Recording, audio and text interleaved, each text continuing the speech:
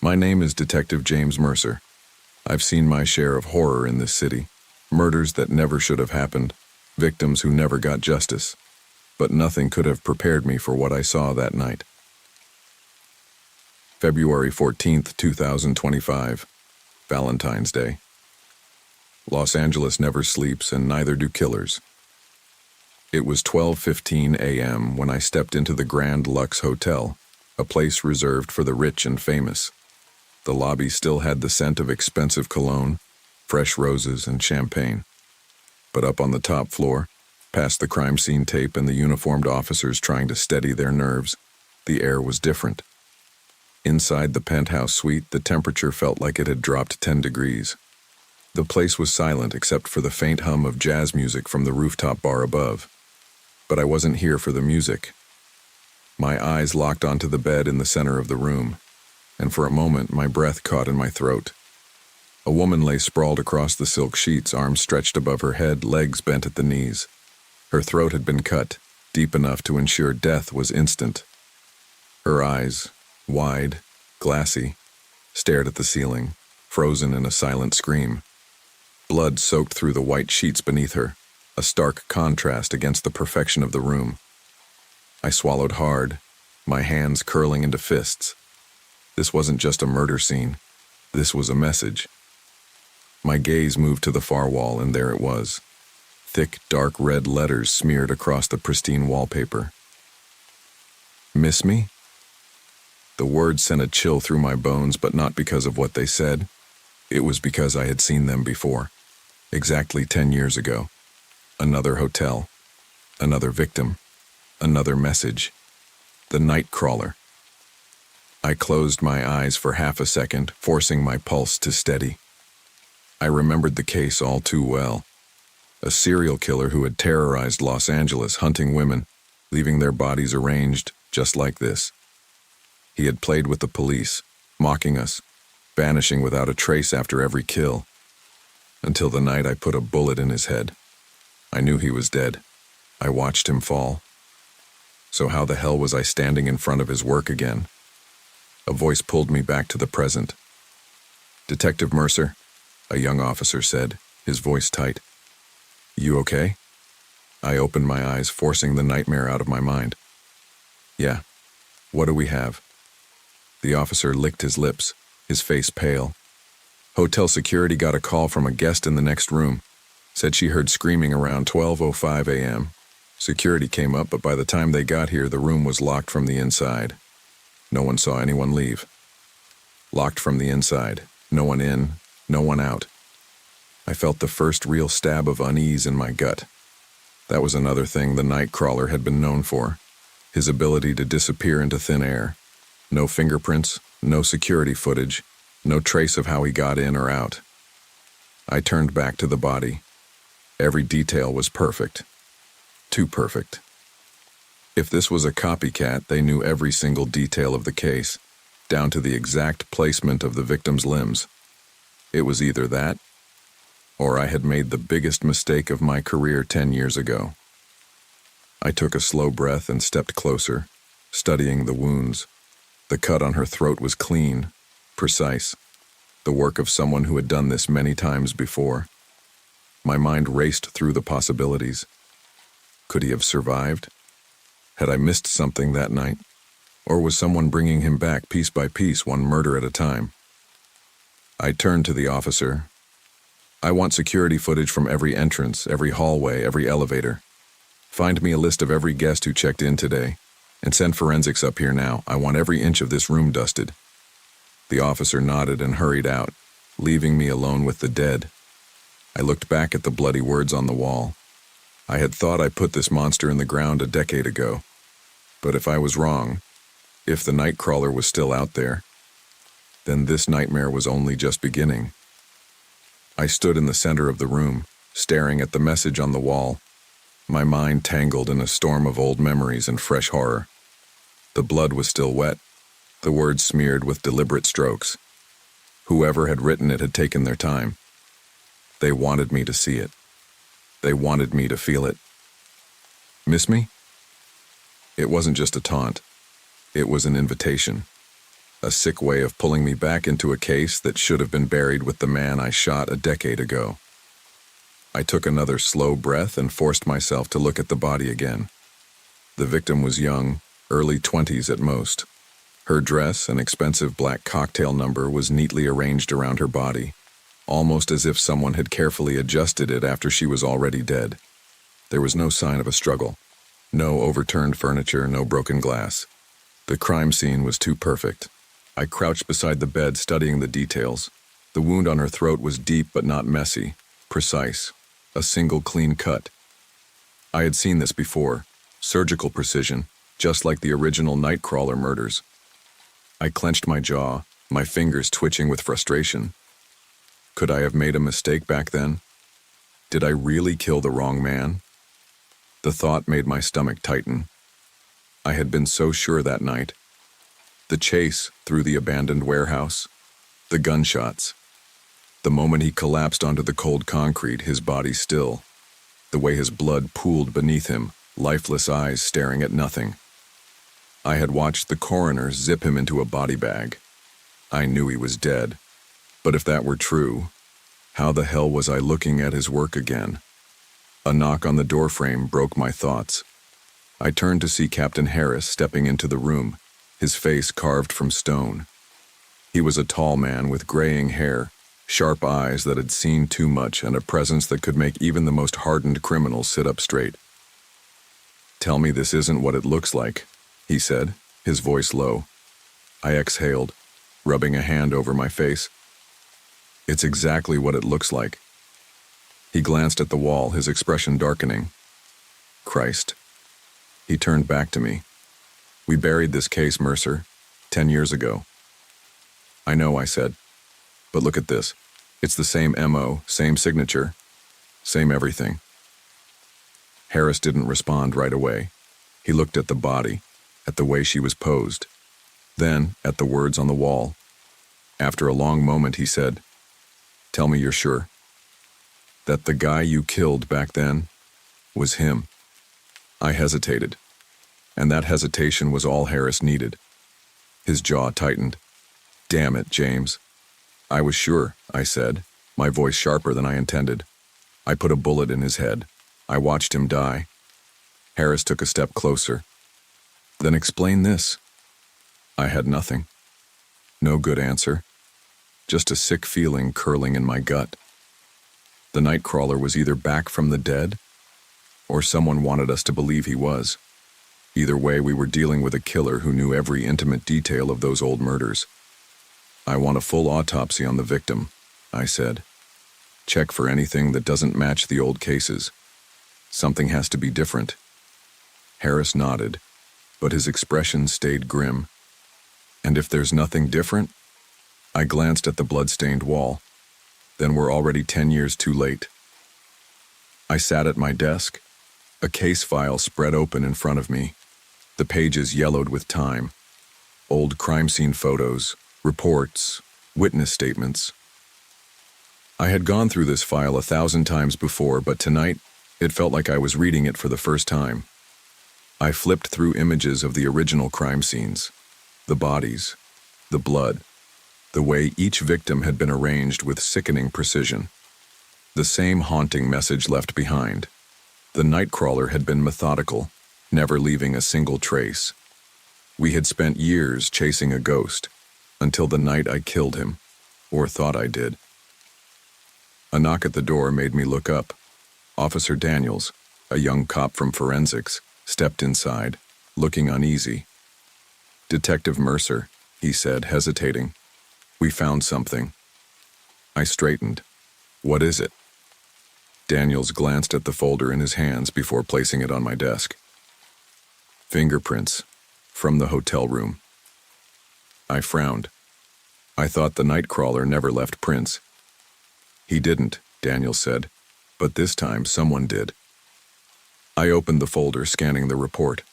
My pulse pounded as I read the name. A name I hadn't seen in a decade, a name that shouldn't be here. My own. I stared at the paper, my own fingerprints lifted straight from the crime scene. My mouth went dry. "That's not possible," I muttered. Daniel shifted nervously. I thought maybe it was a mistake, but we ran it 3 times. It's a match. My heartbeat roared in my ears. Someone was playing with me. Someone was setting me up. Or worse, someone wanted me to believe I had done this myself. I clenched my fists. Whoever was behind this wasn't just copying the Nightcrawler. They were coming for me. I stared at the paper on my desk, my own name printed beneath the fingerprint analysis. The room felt smaller, like the walls were closing in. My fingerprints. On the crime scene. That wasn't possible. I leaned back in my chair, my mind racing. I hadn't touched a damn thing in that hotel room. I had worn gloves. I knew better than to contaminate a scene. And yet, the evidence said otherwise. Someone had put my fingerprints there. But how? I glanced up at Daniels, who still stood in my office, shifting uneasily. He had that look, the kind young officers get when they realize how messy this job can be. You ran this 3 times? I asked, keeping my voice steady. Daniels nodded. Yes, sir, triple-checked. It's a confirmed match. He hesitated. Captain Harris saw it too. He, wants to see you. Of course he did. I closed the file, exhaling through my nose. Thanks, Daniels. You can go. The young officer hesitated, then nodded and left. I sat there for a long moment, staring at nothing. If someone had planted my fingerprints, it meant they had access to them. A copy, maybe? Latex gloves molded to match mine? It wasn't impossible. But it wasn't easy either. Whoever was doing this wasn't just smart. They were meticulous. Just like the Nightcrawler. I shook the thought away. The bastard was dead. He had to be. I grabbed the case file and headed toward Harris's office. Harris sat behind his desk, arms crossed, his face carved from stone. The blinds were closed, the only light coming from the dim lamp in the corner. The room smelled like old coffee and cigarette smoke, even though no one was allowed to smoke in here anymore. Sit, he said. I dropped into the chair across from him, tossing the case file onto his desk. You know this is bullshit, right? Harris didn't move, didn't blink. Do I? My jaw tightened. You really think I did this? He exhaled, rubbing his temple. I don't want to believe it, Mercer, but your fingerprints are at the scene and I need an explanation. I leaned forward. Someone put them there. Someone who wants to screw with me. Harris tapped a finger on the desk. You got any enemies I don't know about? I let out a dry laugh. Captain, I've spent my career putting bad people behind bars. Take your pick. He didn't smile. I sighed. Look, you know me. You know I didn't do this, but whoever did is trying to make me look guilty. Harris studied me for a long moment, then leaned back in his chair. Okay, let's assume you're right. That means someone had access to your prints. That's not something you just find lying around. I nodded. Exactly. This isn't some random psycho looking for attention. This is personal. Harris drummed his fingers on the desk. What about the old case? Is there anyone at all who could have had access to those files? I thought about it. The case had been closed for years, locked away in evidence storage. No one should have been able to touch it. Unless... A sick feeling curled in my gut. Detective? Harris prompted. I swallowed. There was one person. Someone who had access back then. Someone who studied every detail of the case. Harris frowned. Who? I hesitated, the name catching in my throat. Dr. Eli Carter, I said finally. The forensic psychologist who helped us build a profile on the Nightcrawler. Harris's eyes narrowed. Carter? The guy who wrote that book? I nodded. After the case closed, he published a book about the psychology of serial killers. He was obsessed with the Nightcrawler. He knew every little detail of the murders, things we never released to the public. Harris muttered a curse under his breath. You think he's involved? I don't know, I admitted. But if someone wanted to bring this case back to life, he's the first person I'd look at. Harris grabbed his phone.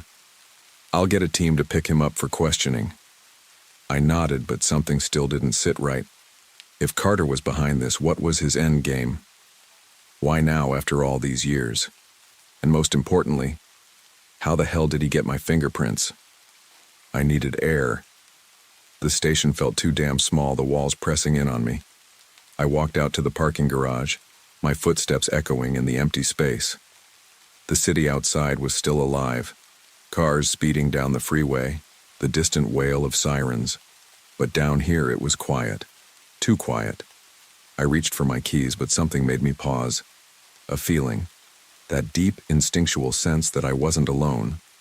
I turned slowly, scanning the rows of parked cars. Shadows stretched across the concrete, the overhead lights flickering slightly. Nothing. Just my paranoia messing with me. I exhaled, shaking my head, and turned back toward my car. That's when I saw it. A single white envelope tucked under my windshield wiper. My pulse jumped. I glanced around again, but the garage was empty. Whoever left it was already gone. I reached for the envelope, my fingers tight as I slid it free. There was no name, no return address, just a single piece of folded paper inside. I unfolded it, my breath catching as I read the words, scrawled in jagged, familiar handwriting. You should have finished the job. The paper trembled slightly in my grip. My mouth went dry. This handwriting, I knew it. It was his. The Nightcrawler's. A decade ago, we had found notes just like this at his crime scenes. Messy, rushed handwriting, mocking me. But that was impossible. I shot him. I killed him. Didn't I? A slow crawling sensation crept down my spine. Either someone was playing a sick game with me, or the past wasn't done with me yet. I stood there, holding the envelope in my shaking hands, staring at the twisted handwriting that felt like a ghost reaching out from the past. You should have finished the job. The words burned into my mind, and I couldn't shake the feeling that I was falling deeper into something darker than I'd ever imagined. A wave of nausea hit me, the weight of it pressing against my chest, suffocating me. I quickly shoved the paper back into the envelope, my fingers trembling. My mind was racing, spinning out of control, and every breath felt like it was too shallow, too fast. I should have known better. I should have never allowed myself to believe that killing the Nightcrawler 10 years ago was the end. But I had. I had believed it because I had to. It was easier that way. Easier to sleep at night. Easier to keep the memories at bay. But now, standing in that dimly lit parking garage, I felt the truth creeping back in. A truth I wasn't ready to face. I needed to get out of there. I shoved the envelope into the pocket of my jacket and headed for my car, my footsteps echoing louder than usual, as if the shadows in the garage were following me. When I reached the car, I glanced over my shoulder once more. The hairs on the back of my neck stood up, but the garage was empty just like it had been before. Nothing was there. Still, I couldn't shake the sensation that I wasn't alone, that something, someone, was watching me. I quickly climbed into my car and slammed the door shut, locking it. The engine roared to life, cutting through the silence like a knife. I pulled out of the parking space and drove toward the exit, trying to calm my thoughts. I didn't believe in ghosts, not in the traditional sense anyway. But I couldn't deny that whatever was happening, it felt like I was being haunted. The Nightcrawler's legacy wasn't just tied to the gruesome murders. It was more than that. It was personal. He had left a mark on me, and it seemed like that mark was never going to fade. I drove through the dark streets of LA, the city a blur of lights and shadows, until I reached my apartment. The place felt quieter than usual, more oppressive. I couldn't help but think that something had changed since the moment I'd found that envelope. The world outside seemed to have shifted, and I had no idea what was waiting for me on the other side. I locked the door behind me and set the envelope on the table, taking a seat across from it. I didn't want to open it again. I didn't want to see those words, but I couldn't stop myself. I slowly pulled the paper out, my hands trembling. The words were there again, burned into my mind like a scar. I stared at them for a moment, then flipped the paper over. There, on the back, was something new, something I hadn't noticed before. A number, a time. 12:15 a.m. That was the exact time the murder had been discovered. The same time I had walked into that hotel room, standing in front of that body, the message on the wall, the fingerprints. Everything had led me to this moment. My stomach churned, a sickening realization settling in. This wasn't just a game anymore. Whoever was doing this wasn't playing with me. They were tracking me. They knew my every move. I slammed my fist onto the table, the anger building up inside me like a tidal wave. I couldn't think straight anymore. I couldn't separate the past from the present. And every time I thought I had a handle on it, another twist, another clue, sent me spiraling into a deeper abyss. I grabbed my phone and dialed Harris's number. The line rang twice before he answered.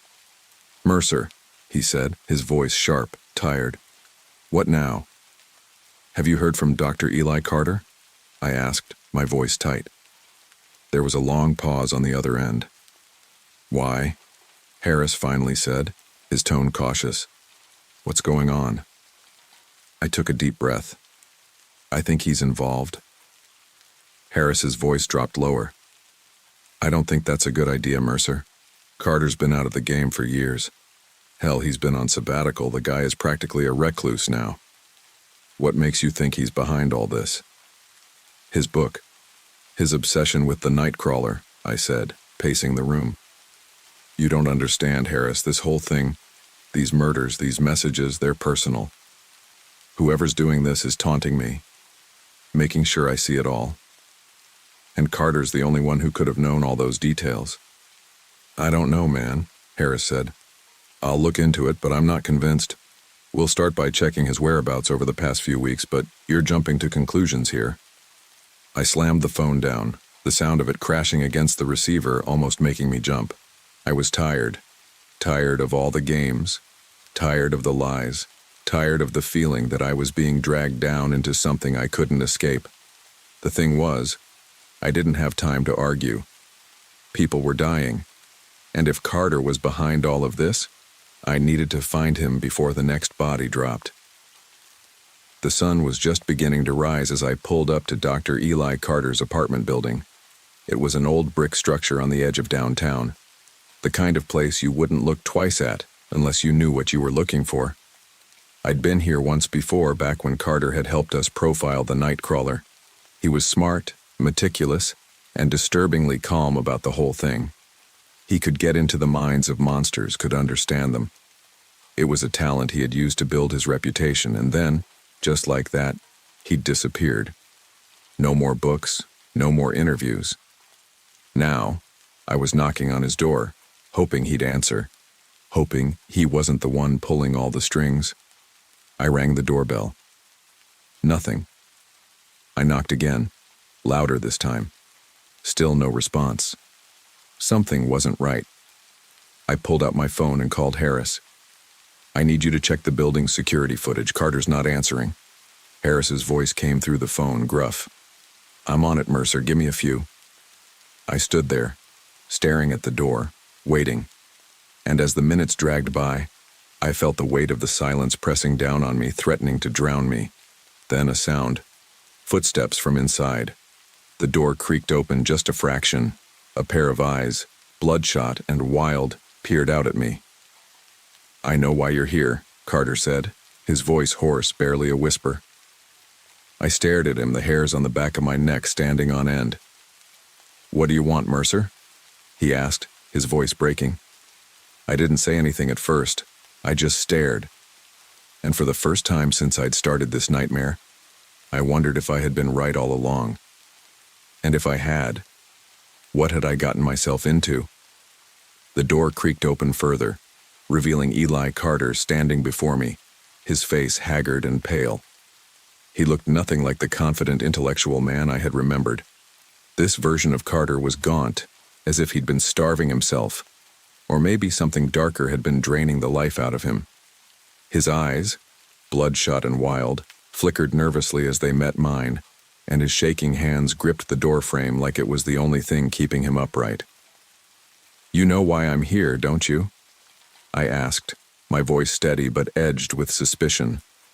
Carter didn't answer right away. Instead, he leaned against the door, swallowing hard as though fighting some internal battle. I took a step closer, keeping my gaze fixed on him, watching every movement, every twitch. Something was wrong, something deeper than just the exhaustion etched across his features. "You're not really here to arrest me, are you, Mercer?" His voice broke in a way that unsettled me. "Not yet." I hesitated, my brow furrowing. "You knew this day was coming, didn't you?" I spoke calmly, but inside, a deep sense of dread gnawed at me. "Someone's been killing again, just like the Nightcrawler. Same methods, same messages. Hell, they even sent me a letter. And now, your fingerprints, Carter, they're all over this thing." Carter's face tightened, his lips thinning into a thin line. "I told you it wasn't over, didn't I?" he whispered. "I told you this would come back." He closed his eyes for a moment as though trying to calm himself, but his breath hitched again. When he opened his eyes, the haunted look was back, a hollow emptiness that I had never seen before. "Tell me," I urged. "Tell me everything. What did you get involved in? What is happening?" Carter swallowed again, and then, with a shaky hand, he stepped aside and motioned for me to enter his apartment. I hesitated at first, but curiosity, mixed with a growing sense of dread, pulled me inside. The apartment was small, sparse, and cluttered with books, papers, and half-empty coffee cups. The faint smell of stale air clung to the walls, a scent that seemed to reflect the man who lived here, a mind constantly at war with itself, trapped by the very thing he had studied and profiled. I could see torn pages of notes scattered across the floor, some of them so worn and crumpled that the ink was nearly faded. Carter shut the door behind me, locking it with a metallic click that echoed in the silence. He took a few steps away, running a hand through his disheveled hair. I could see his hands shaking slightly, as though he was struggling to hold himself together. The tension in the room was unbearable. "I've been watching," Carter finally said, his voice low. "Watching it all unfold again. I had to, Mercer. You don't understand. It was inevitable. The Nightcrawler. He was never gone." I took a step forward, a sense of urgency rising within me. "What the hell are you talking about? I shot him, I ended him. I saw the life leave his eyes. You were there. We were all there. He was gone." Carter turned away from me, staring out the small window as if the city below held the answers. His voice was barely a whisper. "You think it was that easy? You think we could just kill a monster like that and erase everything? You've never really understood, have you? He didn't just kill because he wanted to. He killed to become something." His eyes locked onto mine, sharp and cold. "He's still becoming. He's a part of something much bigger than you or me, Mercer. Something ancient. Something that doesn't die just because we put a bullet in it." I blinked, trying to make sense of his words. My heart was racing now as the pieces of the puzzle began to click into place. Carter was saying that this wasn't just a random killer trying to pick up where the Nightcrawler left off. This was something far more insidious, something that had been festering for years. I stepped closer, my voice growing more demanding. "What do you mean, something bigger? Carter, you're not making sense. What's happening? Who's behind all of this?"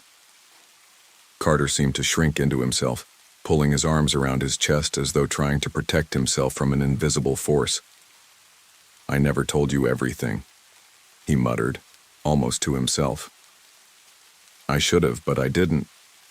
I didn't think it mattered then. I was so focused on the profile, on understanding the killer's mind, that I missed the warning signs. I should have seen it coming." I grabbed him by the arm, forcing him to look at me. "Stop. What warning signs? What the hell are you talking about?" He looked up at me, his eyes wide, a look of genuine fear creeping into his gaze. The Nightcrawler wasn't working alone. He wasn't just a serial killer. He was part of something. A cult, I guess. They believe in transference. They think that killing isn't just an act of violence. It's a way of passing on power. The Nightcrawler, Mercer, was only the beginning. A cold shiver ran down my spine, and for a moment I felt like the ground was giving way beneath me. This wasn't just about one killer. This was something far deeper, darker, something that stretched beyond everything I had ever known. "You're telling me there's a cult, and they're continuing what the Nightcrawler started?" I asked, my voice barely above a whisper. Carter nodded slowly, his eyes filled with a deep, terrible understanding. "They've been waiting, watching, planning. The moment you killed him, it was always meant to come back. And now it has. They want to finish what he started, Mercer. They want to take everything from you." The air felt thick, suffocating as the words settled over me like a heavy blanket.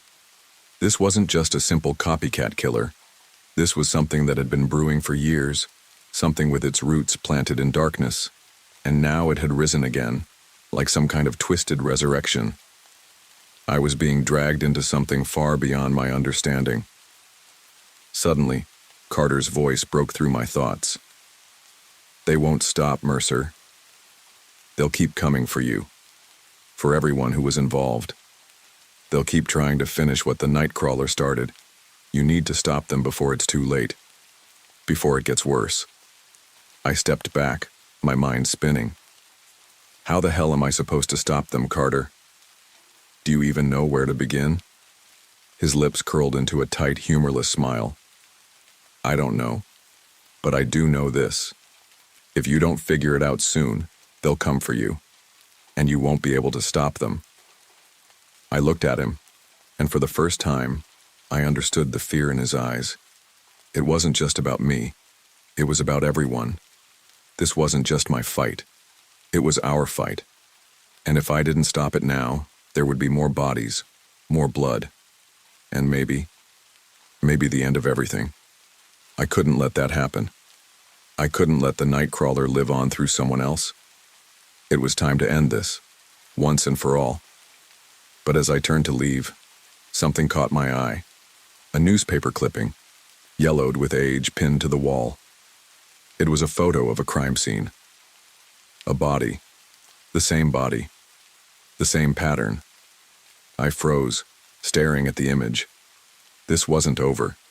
It was just beginning. And the darkness was coming for me. The chill in the air seemed to intensify as I stared at the old newspaper clipping on Carter's wall. My breath hitched as I took in the familiar details. The body positioned in the same way, the same wounds, and the same haunting, blood-spattered message. "Miss me?" It sent a tremor through my spine. I had seen this image before, or something like it, but it was different now. It was real, and it was tied to the nightmare I was trying to stop. This wasn't just some coincidence, I muttered to myself, unable to tear my eyes away from the clipping. "You're telling me this was planned?" Carter didn't respond immediately. He simply stood in the corner of the room, his eyes vacant, lost in thought. His hands were shaking again, but I could tell he wasn't scared for himself. He was scared for me, and for everyone else who had been touched by the terror of the Nightcrawler. I turned to face him, my heart pounding. "Carter, talk to me. What is this? Why are you keeping these things?" I motioned to the wall full of images and notes that seemed to form a chaotic collage of the Nightcrawler's history. It was like a twisted shrine to a monster that had never really been put to rest. He looked at the wall too, his expression one of regret. I thought if I understood it all, if I could just study it, pick apart the patterns, I could stop it. But I was wrong, Mercer. I thought I had it figured out, but this goes beyond anything we've seen before. I closed the distance between us, the urgency in my voice growing. What does it go beyond, Carter? What exactly are we dealing with here? Carter's eyes shifted nervously, his breath shallow. They're not just trying to replicate the killings. They're trying to resurrect him. The Nightcrawler. They're trying to bring him back, Mercer. And the worst part is, they're succeeding. I recoiled at the words, my mind reeling. Resurrect him? Are you out of your mind? I couldn't wrap my head around it. The thought of a group of people trying to bring a killer like that back to life sounded insane. Impossible, even. But the way Carter spoke, his tone, the fear behind his eyes, told me he believed every word of it. He wasn't talking about some metaphorical rebirth. He was talking about something real, something that was happening, something I had no control over. He ran a hand through his disheveled hair, clearly struggling to collect his thoughts. It's not about bringing him back in the physical sense, Mercer. It's more complicated than that. They believe that by recreating his murders, by following his exact methods, they can transfer his essence, his spirit, into a new vessel. They think they can make someone else become him, and then they can continue the work that was left unfinished. I shook my head, disbelief crawling under my skin. You're telling me that there's a cult out there trying to make someone take his place? Are they insane? What's the point of that? Carter's lips twitched, his face drawn with the weight of his words. The point is power. The point is control. These people, they don't just want to kill, they want to wield death like a weapon. They want to be able to manipulate life and death, to erase anyone who stands in their way. And the Nightcrawler, he was the perfect candidate for them. He didn't just kill for pleasure, Mercer. He killed for transference, and now they're doing everything they can to keep that legacy alive. I couldn't believe it. I had always known the Nightcrawler's crimes were evil, sick, twisted, and grotesque. But now I was hearing that there was something much bigger at play. Something far darker. This was no longer just about solving a series of murders. This was about stopping a force that could continue for years, maybe decades if left unchecked. My mind spun, trying to process the enormity of what Carter had just revealed. It was too much, too fast. And the fact that it was happening all over again, that the killings were continuing, made me feel like I was sinking into a pit I couldn't escape from. I wasn't just fighting a killer anymore. I was fighting a movement, a cult, a force that had been working in the shadows for years. And what happens when they find a new vessel? I asked, my voice tight. What do they want with it, with me? Carter's eyes darkened. They'll use the new person as the key to unlock the full potential of the Nightcrawler's power. They think they can resurrect him in a new body, someone who will carry out his work with the same precision and ruthlessness. And once they do, they'll stop at nothing to finish what he started. They'll kill anyone who gets in their way, Mercer.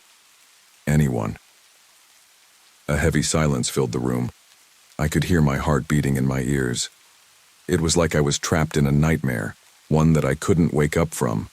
And the worst part was that I didn't know how to stop it. I had killed the original Nightcrawler. I had put him in the ground.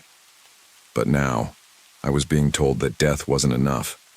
It never was. We need to find them, I said finally, the weight of the words sinking into my chest.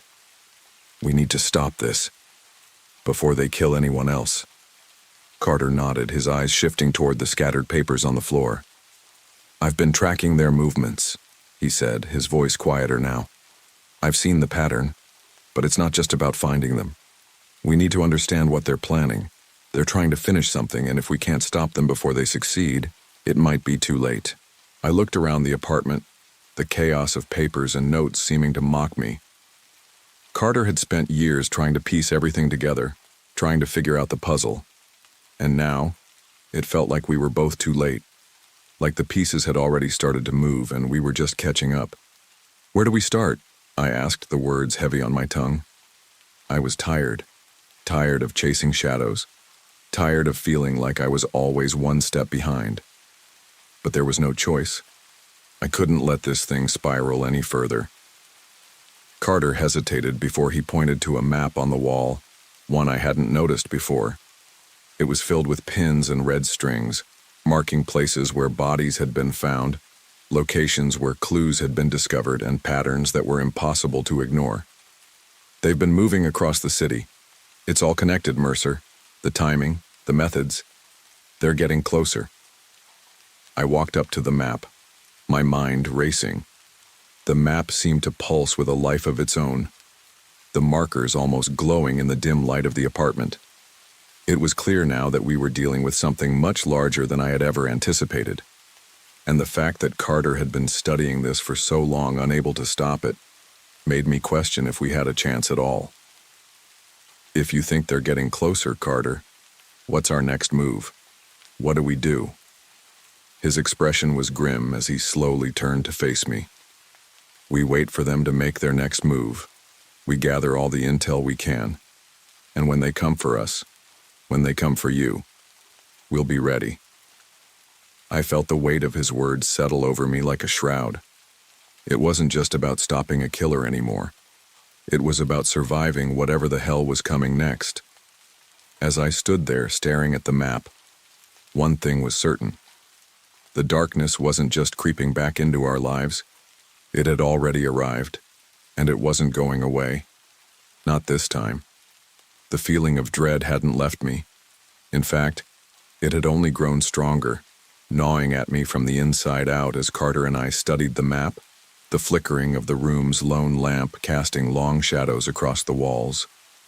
I knew we were on the edge of something massive, something I couldn't begin to understand, and it was closing in on us faster than I could react. The sheer weight of what Carter had shared with me, the resurrection of the Nightcrawler, the cult, the transference, was suffocating. My mind couldn't settle on one thought.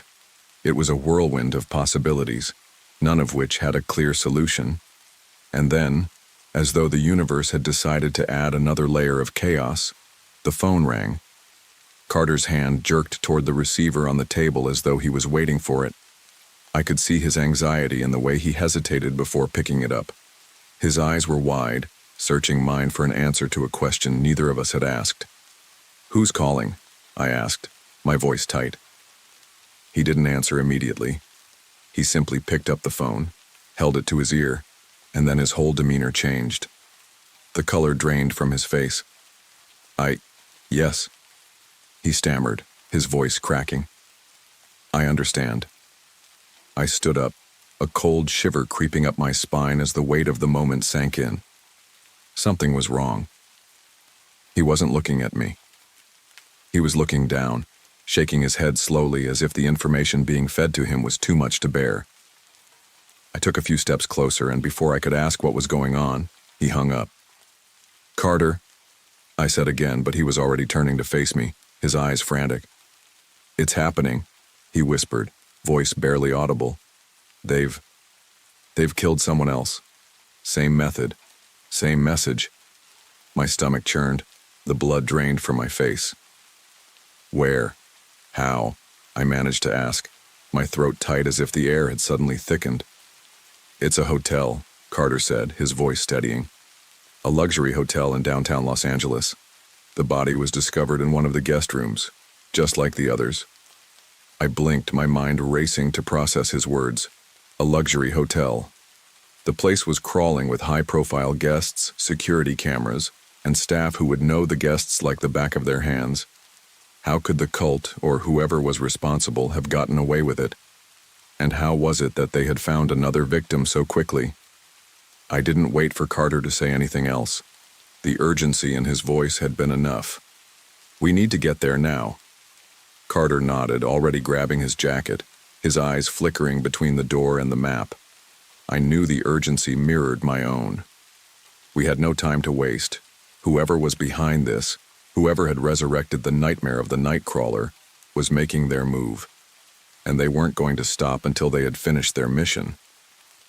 I didn't say another word as we both rushed to the door. The sound of the street outside seemed muffled as I followed Carter to his car.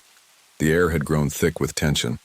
Every movement felt like it was happening in slow motion, and yet my heart pounded faster than it ever had before.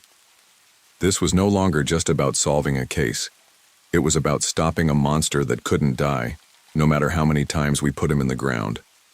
The drive to the hotel was a blur. The city lights passed by in a haze, flashing past like an unending stream of bright colors. I could feel the familiar weight of fear settling deep in my gut, but it was something else too. I couldn't quite name it, but it was like something had been unleashed that none of us were prepared for. I wasn't just chasing down clues anymore. I was chasing down a ghost. When we finally pulled up to the hotel, the scene was already crawling with uniformed officers and investigators, their movements sharp and frantic. The flashing red and blue lights of the police cars created a chaotic symphony that seemed to echo the disarray inside me. This wasn't just another murder scene, it felt like the beginning of something far worse. "Stay close," Carter said quietly as we approached the entrance. "We don't know who else is involved in this. There could be more of them inside." I didn't need to be told twice.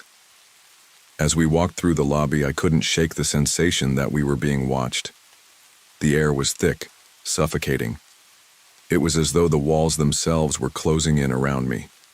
We flashed our badges at the front desk, and the receptionist, her face pale, her hands trembling, nodded silently, pointing toward the elevator. The elevator ride felt like an eternity. The soft ding as the doors opened echoed loudly in the quiet. And as we stepped out onto the floor, the cold, sterile atmosphere of the hallway struck me. The carpeting beneath my feet was thick, muffling the sound of our steps. But the silence was only broken by the distant sounds of people talking. Whispers, hushed conversations. The kind of noise you hear when something awful has happened, but no one knows how to talk about it. I followed Carter down the hallway, my heart racing. When we reached the door to the hotel room where the body had been discovered, the officer in charge stepped aside. He looked grim, his face drawn. His eyes met mine briefly, and I could see the weariness in them. They had already seen too much tonight. I stepped into the room. What I saw made my stomach lurch. The body was sprawled across the floor, positioned exactly the way I had seen in the first crime scene. The same twisted, unnatural pose, the same blood-stained floor, the same macabre arrangement that mirrored the past, my past, more closely than I wanted to admit. But it wasn't just the body that was familiar. The message on the wall sent a shock through my entire system. It was painted in dark red, the letters dripping messy, but it was unmistakable. "Miss me?" I felt my knees buckle as the words hit me with the full weight of their meaning. This was no coincidence. It couldn't be. The Nightcrawler had returned in the worst way possible. It wasn't a copycat or even a group of imitators. This was the same thing. The same killer, the same ritual, the same obsession.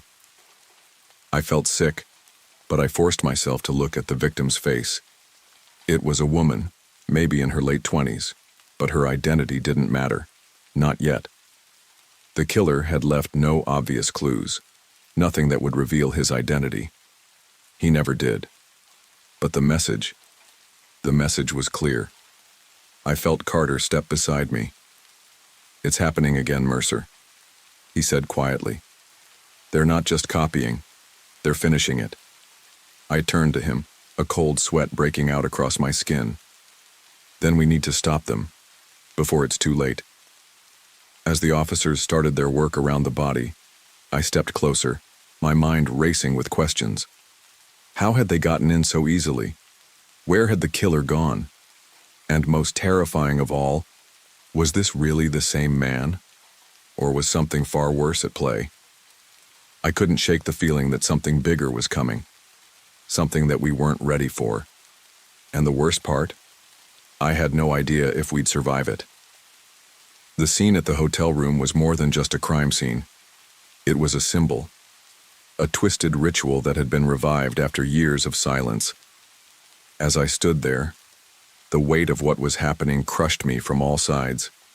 The familiar message scrawled in blood sent chills through me, but the strangest part wasn't the brutality of it. It was the sheer confidence of the killer. This wasn't just another murder. This was a declaration. "Miss me?" The words hung in the air, like a taunt, a challenge thrown in my face. I shook my head, trying to clear the fog that had clouded my mind. It wasn't helping. The more I looked at the scene, the more familiar it felt. Too familiar. But this wasn't a time for second-guessing or nostalgia. The Nightcrawler was back, and the path to understanding how was slipping further from my grasp. "Carter," I said, my voice firm despite the tension running through me. "We need to talk to the hotel staff. There's no way this could have been a random attack. Someone helped him." Carter gave a sharp nod, his face pale under the harsh fluorescent lights. I could see the same dread in his eyes, the understanding that this wasn't just about catching a killer anymore. We were in something much deeper, something we weren't prepared for. As Carter moved to speak with one of the officers, I turned my attention back to the victim. The woman's face was twisted with fear, frozen in a grotesque mockery of her final moments. She was young, too young for her life to have ended like this. The bloodstains on the floor were still fresh, the splatter evidence of the struggle that had taken place before her life was stolen. But what caught my eye wasn't the blood. It was the necklace she wore, a silver pendant with a strange symbol etched into it. The symbol was unfamiliar, but the moment I saw it, I felt a tightening in my chest. It was too much of a coincidence. I crouched beside her, reaching for the pendant with hesitant fingers. When I touched it, a cold shiver ran up my spine. Something about this felt wrong, like I wasn't supposed to be touching it. But I ignored the unsettling sensation and held it up to examine more closely. "Hey, Mercer," Carter called from across the room, snapping me out of my trance. "We're getting reports of strange movements on the security footage. Someone was definitely inside this room before the body was found." I looked up, my mind instantly shifting gears. "Strange how?" "They didn't just slip in and out," he said, walking toward me with a look of confusion on his face. "There was something planned about it. A few minutes before the body was discovered, the camera picked up a figure walking down the hallway. They wore a hood, completely obscured, like they were trying to hide their identity." I stood, clutching the necklace in my hand. The fact that they were hiding their face didn't surprise me, but the thought of someone moving so methodically through a high-end hotel without anyone noticing, it was disturbing. "Do we have footage of the figure entering the room?" Carter looked back at the officer monitoring the footage. "Not exactly.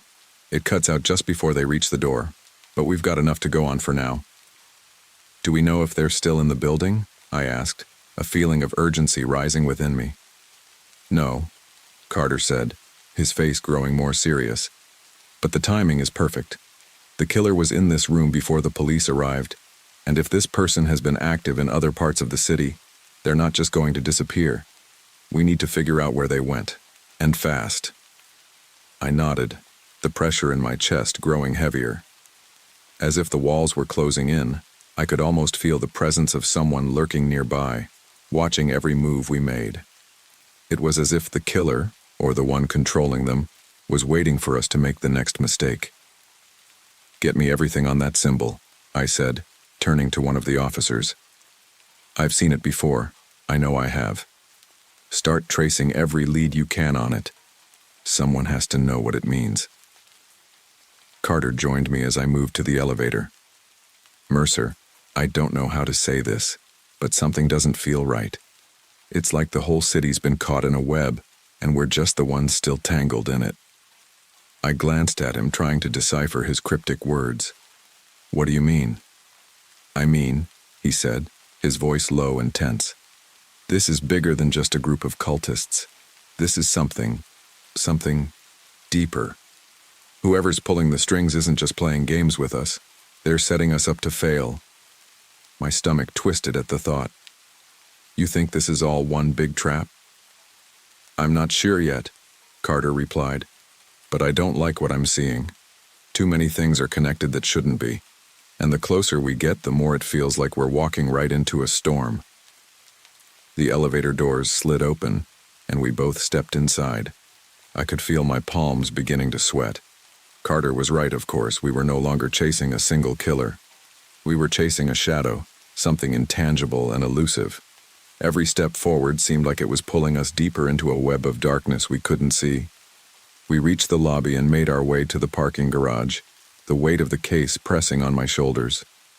As we climbed into Carter's car, the city lights blurring past my window. I couldn't shake the feeling that something was about to happen, something I wasn't ready for. "Where are we headed?" Carter asked as he started the car, his voice low, almost apprehensive.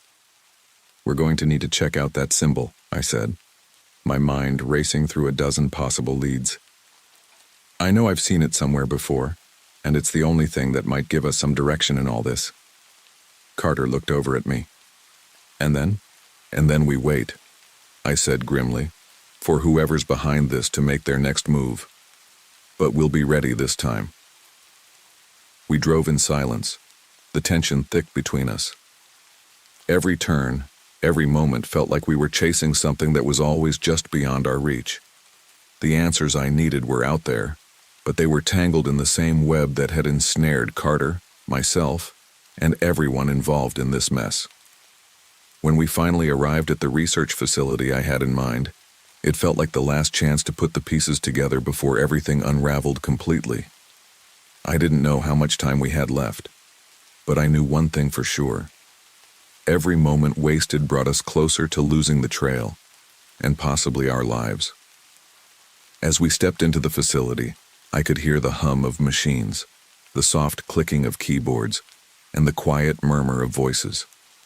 We were looking for something specific, but what I hadn't expected was the overwhelming sense that we were being watched. The hairs on the back of my neck stood up, and I instinctively glanced over my shoulder, half expecting to see a pair of eyes staring back at me. But no one was there. "Carter," I whispered, "we're not alone." He stiffened beside me, scanning the room carefully. "You think they're here?" I didn't have to answer. The feeling of being followed was almost tangible. It was like someone, or something, was waiting for us to make the next move. And I wasn't sure I was ready to make it. Not yet. The sense that we weren't alone lingered, a thick presence that made every movement feel like it echoed louder than it should. I could feel my heart beat in my chest, the heavy thrum of fear blending with the adrenaline that surged through me. The facility was quiet, almost too quiet for the intensity of what was happening. I scanned the room, trying to locate the source of the unease. The hum of machines, the soft clicking of keyboards, and the occasional murmur of voices barely reached my ears as I stood frozen in place. Carter stood beside me, his eyes darting around, a silent acknowledgement of the tension between us. "They're watching," I said quietly, barely above a whisper. Carter gave a slight nod, his face a mask of concentration. "We've got to move fast. We're running out of time." I knew he was right. The clock was ticking, and we were no closer to finding the answers that could unravel this whole mess. The symbol from the necklace, the strange deaths, the night crawler's return. It all felt like pieces of a puzzle that refused to fit together. But I couldn't shake the feeling that whatever was happening here, whatever dark force was pulling the strings, was always one step ahead of us. We moved through the rows of machines and desks, the glow of computer screens illuminating faces that were focused on their work. I felt eyes on me, following my every move, but I couldn't tell if it was just my paranoia or something more sinister. My fingers itched, and I tightened my grip on the pendant, hoping it would provide the clarity we so desperately needed. Carter led the way toward a back room labeled Archives. A small sign hung above the door, and the rusted handle gave a slight squeak as I pushed it open. Inside, it was even quieter than before, the air stale and filled with the musty scent of old paper. Rows of filing cabinets lined the walls, each one packed with information I'd need to go through if I wanted to get anywhere with this investigation. I walked toward one of the cabinets, pulling it open with a creak.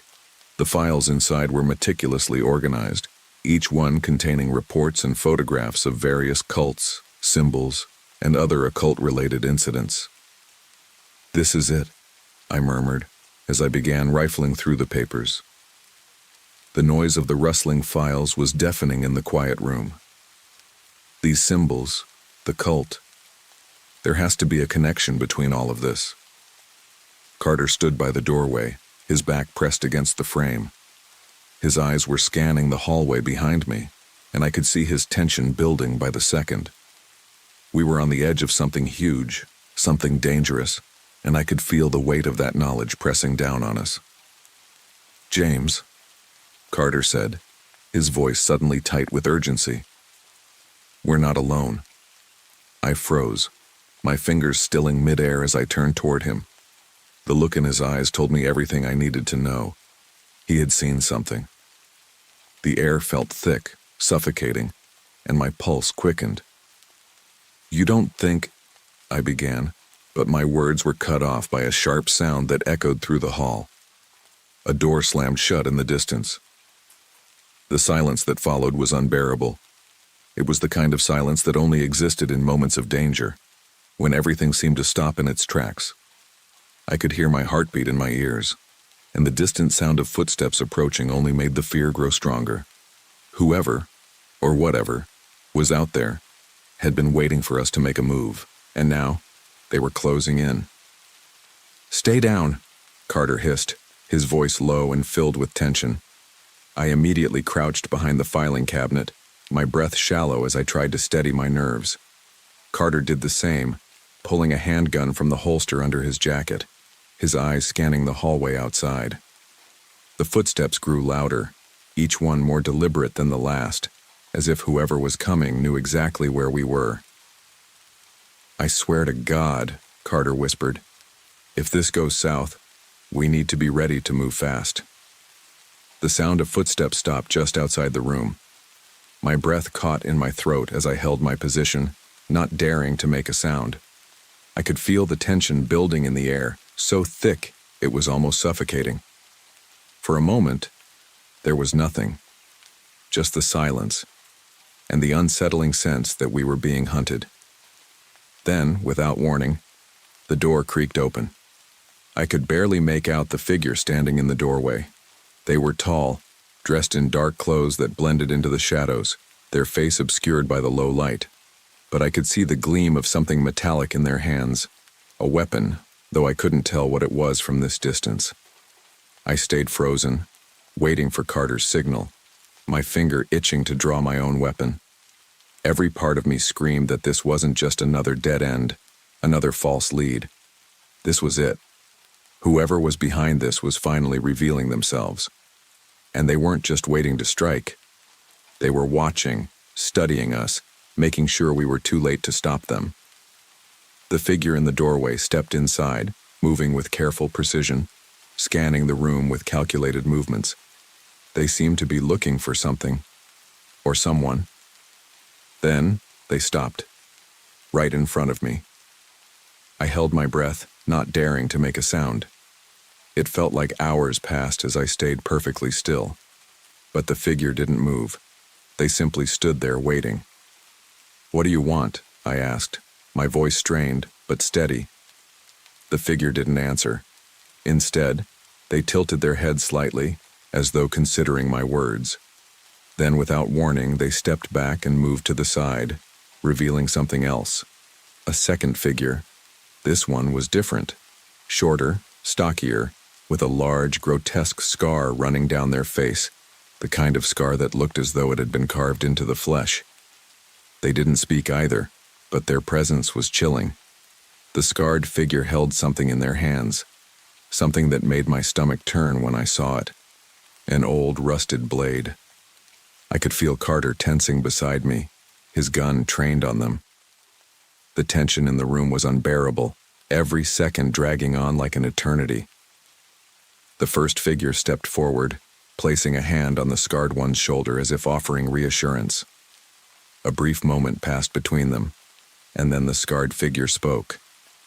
"You're too late," they said, their voice low, rough. "The game is already in motion. There's no turning back now." I swallowed hard, trying to process the words. What game? What are you talking about? The figure's lips curled into something that wasn't quite a smile, but it was enough to send a shiver down my spine. "The Nightcrawler isn't the real threat. You've been playing the wrong game all along." I didn't understand. I couldn't. My mind raced to make sense of it all, but the pieces refused to fit. "Who are you?" I demanded, my voice trembling. despite my efforts to stay calm. The figure didn't answer. Instead, they stepped closer, lifting the rusted blade in a slow, deliberate motion. The cold steel caught the faint light, reflecting it back at me, as though mocking my confusion. And then, in a voice barely above a whisper, they added, "We've been waiting for you, Mercer." My pulse surged as the weight of their words crashed into me. This wasn't just a game, this was a trap. And we had just walked right into it. The words hung in the air like a heavy fog, suffocating any sense of clarity or hope that had been left. "We've been waiting for you, Mercer." The voice that spoke them was cold, unsettling, and laced with something much darker than mere malice. It was like a promise, one that I wasn't sure I wanted to hear the end of. My mind raced, trying to make sense of the situation, trying to find any way out of the mess we had walked into.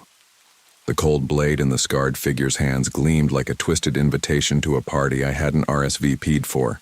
The two figures didn't move, at least, not at first.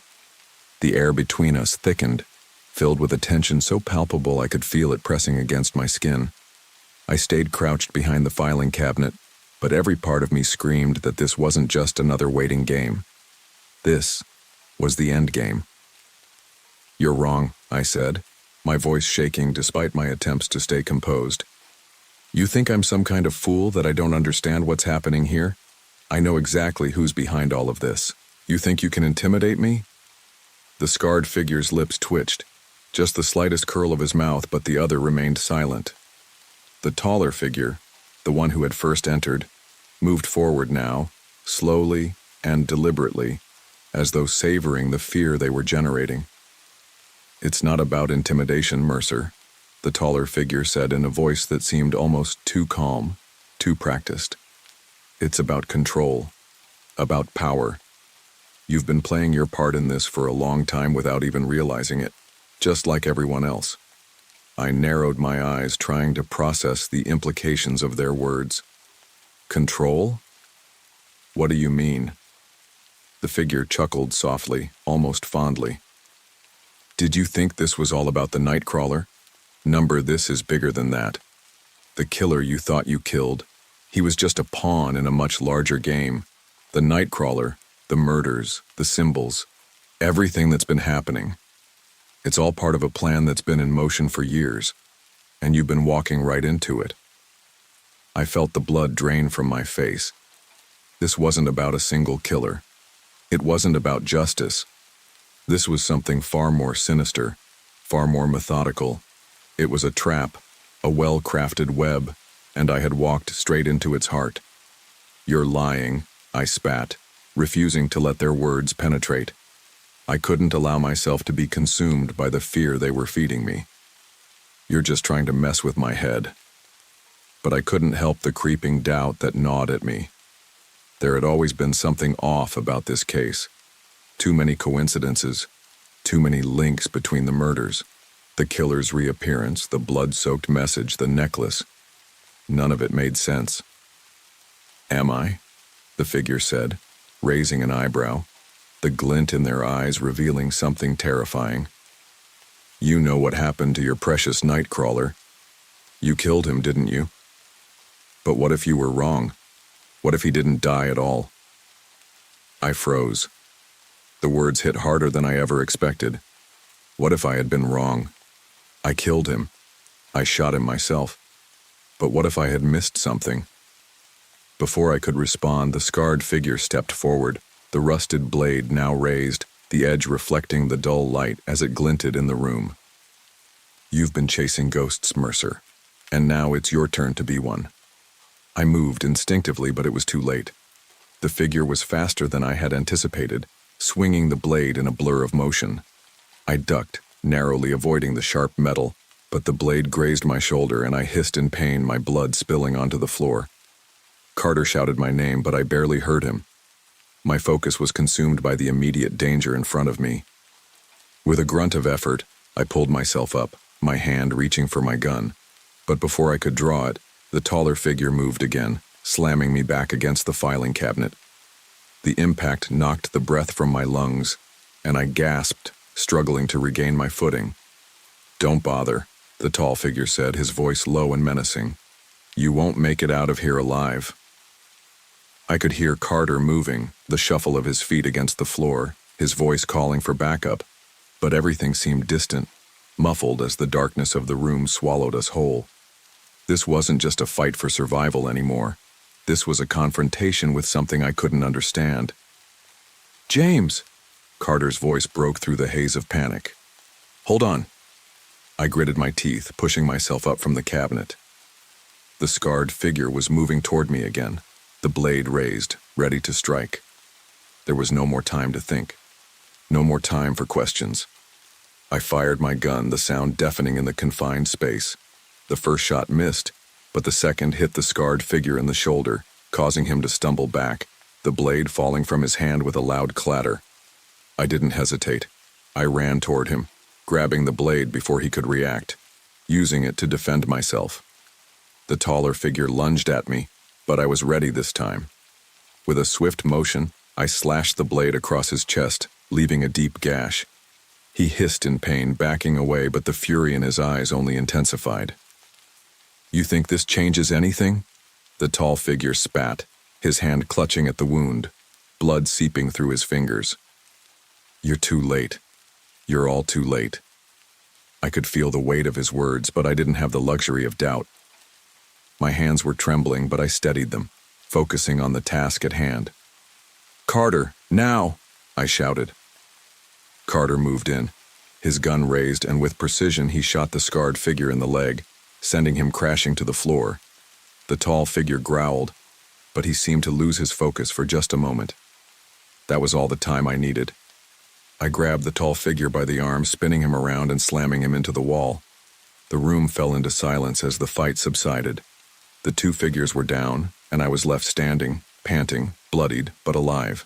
For a moment there was no sound, only the distant hum of the machines in the other room. Then Carter stepped forward, his face pale, his breath ragged. "What the hell just happened?" he asked, his voice barely above a whisper. I looked down at the bodies of the two figures, then back at Carter. I could still feel the weight of their words pressing on me, but I couldn't afford to dwell on them now. There was too much at stake. Too much I still didn't understand. "The game isn't over," I said, my voice grim. "It's just beginning." I turned away from the bodies, heading for the door. Carter followed, his expression conflicted. We had won this battle, but we both knew that the war wasn't over.